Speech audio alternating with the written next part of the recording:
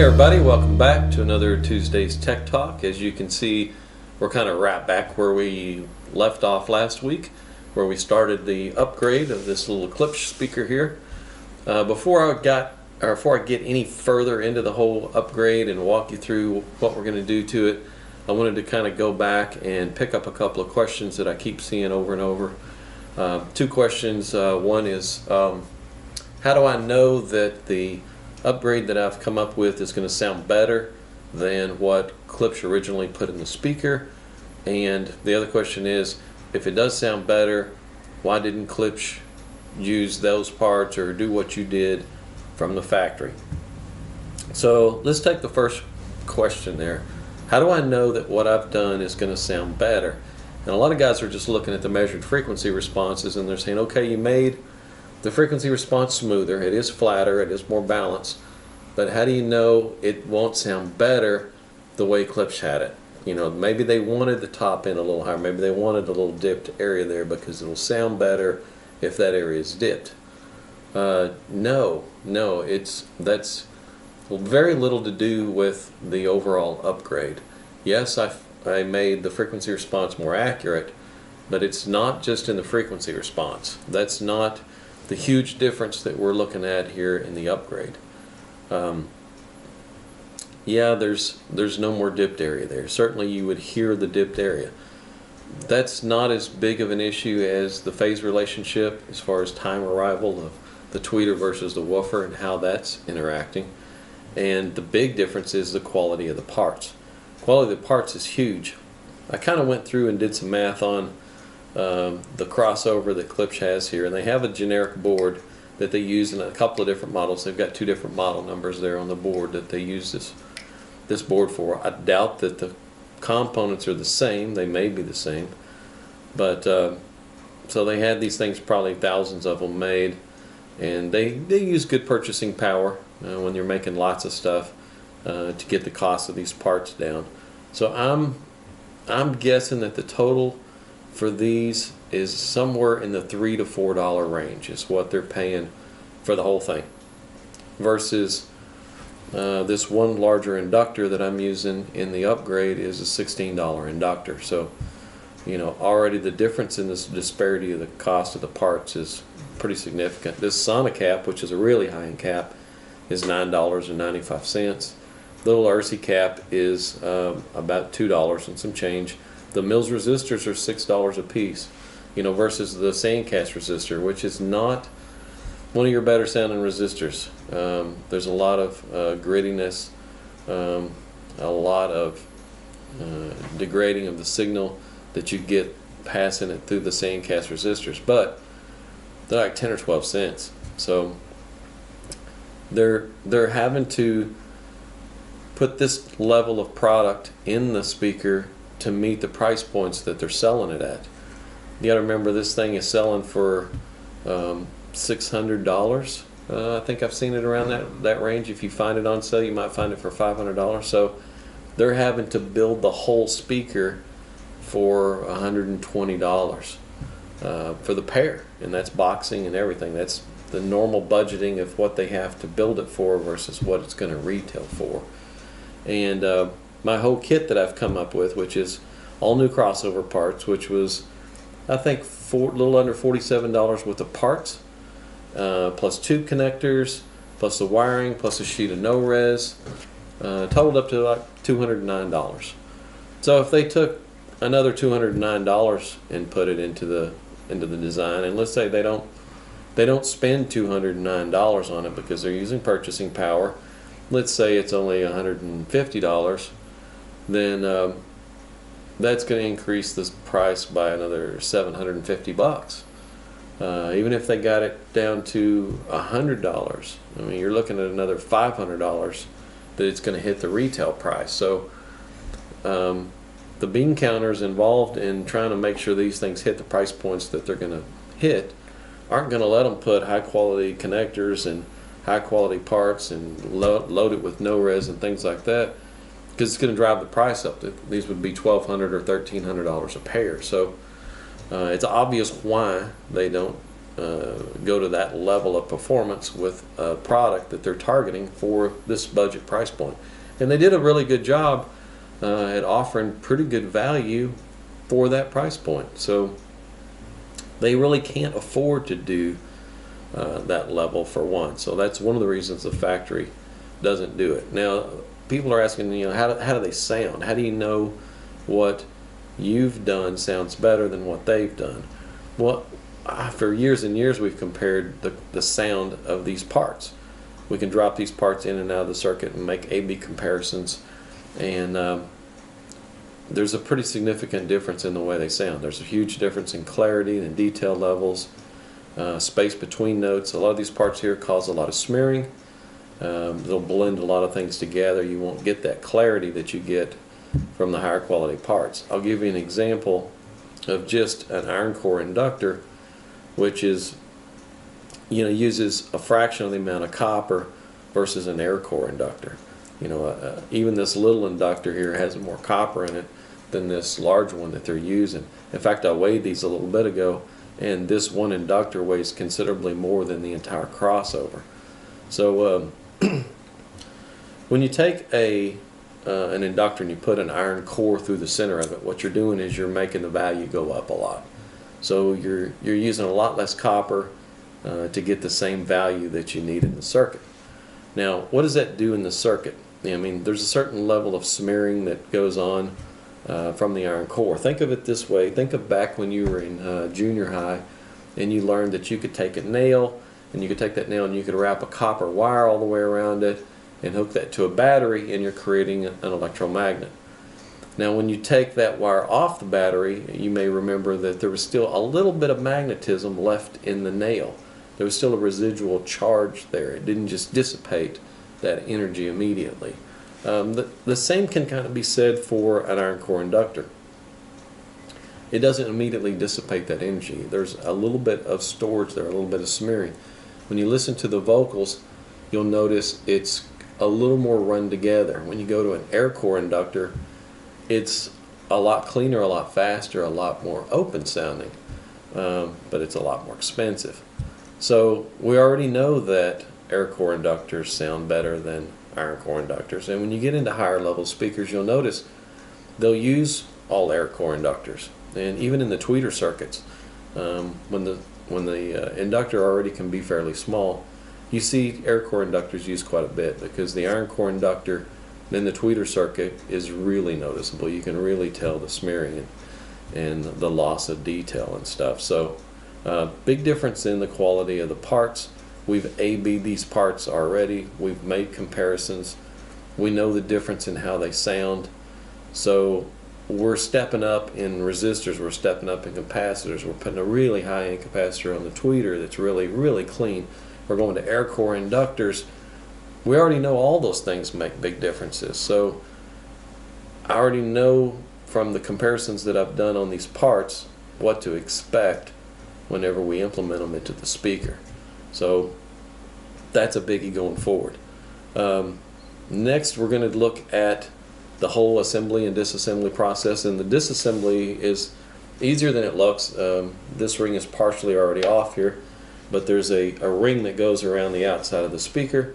You're going to have to be real careful in taking it off, but it's just pressed on, and you can pull that thing right off of there, and the screws are right there. Same with this tweeter. It's got a nice little rubberized flange around the front of it that once you remove, and it just pulls straight off, then you can get to the tweeter. So next I'm going to start a little bit of a disassembly process. We're going to get these things gutted, and we're going to move over to the assembly table and look at how to put this stuff together. So hang in there. Alright, I'm trying something a little new. I'm on the back side of the camera now, letting you get a little glimpse of the insides of the little Klipsch speaker. This is the tweeter, which looks to me more like a conventional tweeter that's been placed into more of a waveguide. The woofer is really inexpensively made. That's a stamped steel frame, and it's got kind of a long voice coil former on it, but nothing special going on there. This is the inside of the cabinet now that it's been opened up. As you can see, there's glue and stuff that's run everywhere on the inside, like something that's been mass produced. Before we line this with some no-res, we're definitely going to have to go in and do a little scraping of some of the excess glue and stuff and clean up the inside. But we'll get her nice and cleaned up, and we'll show you a little more in a little bit. Alright, here I am again on the back side of the camera, showing the empty boxes now that everything's been removed. As you can see, there's a little bit of glue everywhere. They used some little corner braces here that helped in the assembly process. There's quite a few in the back of the speaker, but only 2 down this left side, not any on the right side. There's also some corner braces that they put on the front baffle, and on both speakers you can see they overlapped onto the woofer, so that these tabs here, these edges, are sticking out behind the cone of the woofer. So I'm going to take these back there in the shop, take a little hand die grinder with a little bit on there and just knock those corners off. And I'm going to have to go in there with a scraper and scrape some of this excess glue and stuff off and make sure the sides are nice and smooth. Get some of this old glue off so the no-res has plenty of contact area to stick to. Okay, I've cleaned up the insides of the cabinets. I took a little grinder to the edges of these little ears that were sticking out and got rid of those. Got everything scraped out, looking pretty good now. So the next thing you do is take the no-res and measure out exactly how big of pieces you want to cut to fit inside. In this case, I'm going to start with the top, and then I'm going to put pieces on the sides, and I'll put a little piece at the back too. No-res is easy to install. It's a pressure sensitive adhesive that's on this stuff. We put the old reading glasses on here so I can see. So you just position it exactly where you want it to be, and then just press it into the cabinet. Make sure you press it in there real good, and that's all there is to it. It's just that easy to install. Cuts like butter on the table saw. You just literally just run that stuff through the saw and it cuts it easily, and then peel and stick. It's just that easy. You know, you're not going to fill the whole cabinet all in one shot. You know, one sheet that fills this whole area is just not going to do it. So I just simply cut it into a couple of strips. So we'll put a strip that'll go on here and down the back, or down the side at the back, and just butt it up to the other one there. Press it hard against the side, and then this will be the one that's the same length. It's just going to go across the front here on the side, laying them together. Again, pressure sensitive adhesive. Just press it in there tight. You can see there I've got now this side and the top. One more side I'm going to do here. Slide this piece down in there. Again, I'm going to go all the way up against the no-res that's on the top, and I'm going all the way down against the little pieces that are on the side. That's going to be kind of what holds it up from the side, and then just press it hard against it. One last piece here. Slide that in there. It's going to go to the front.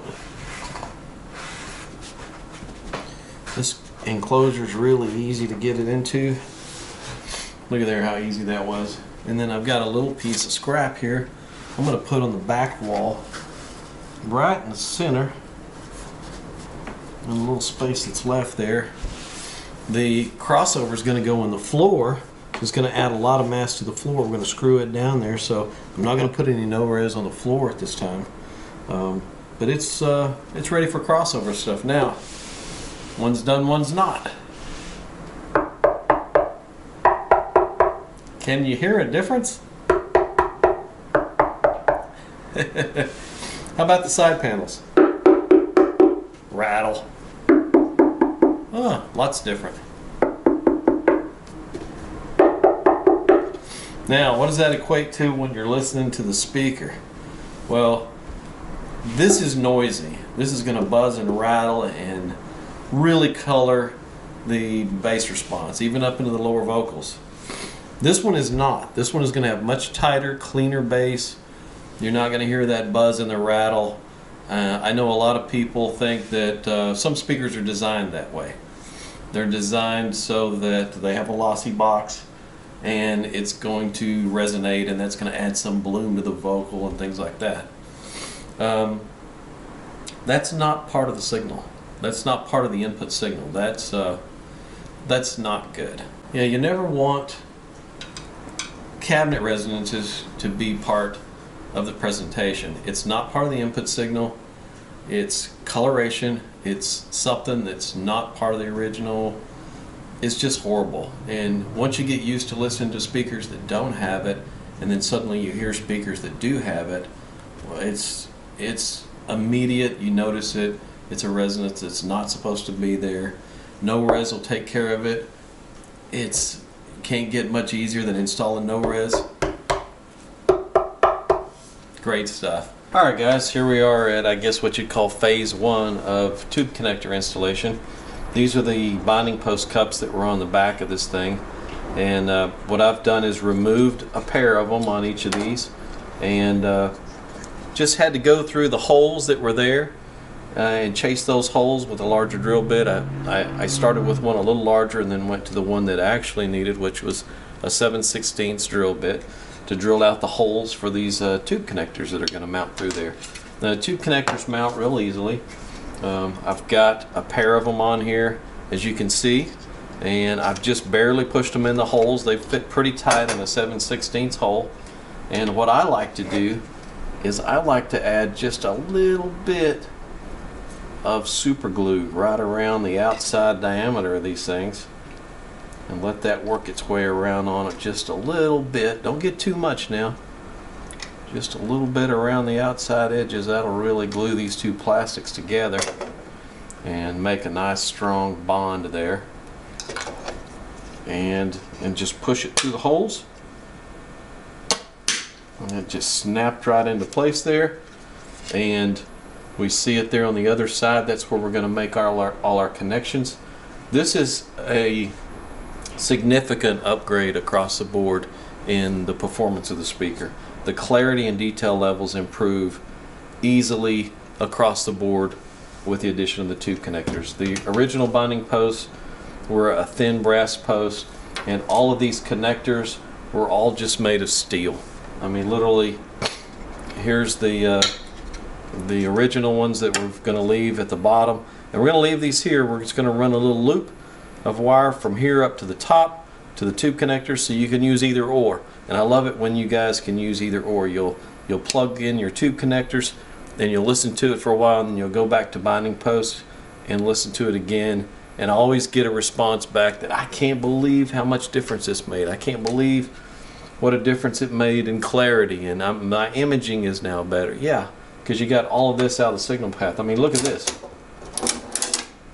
All of this stuff that's on the back of the speaker is all steel. This is not what you want in the signal path. You want high purity copper wire, bring in your signal, as best you can, straight from your source all the way to the drivers. Now in the middle there's going to have to be, of course, some way of connecting it, some type of a binding post or something so that you can plug your speaker cable in. But that's where the tube connectors come in. That's where you get your best connection. This is the best thing you can use to, compared to anything out there, short of not having anything in the signal path at all.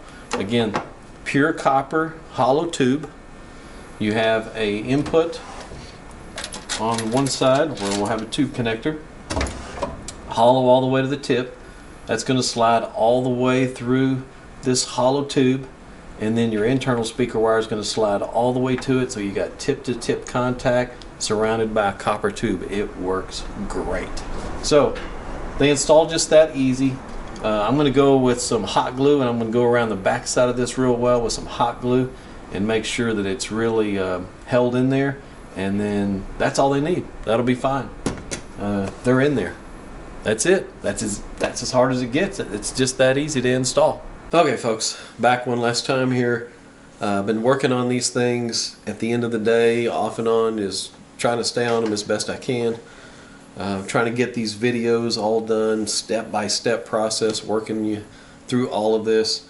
We just completed the tube connector installation, and as you can see, I've put some hot glue across the back of these things to really help secure them in, and plus them being super glued in place, so these things will be nice and solid. You can push those male connectors in and out of them now without any problems. Don't have to worry about them coming out or pushing out.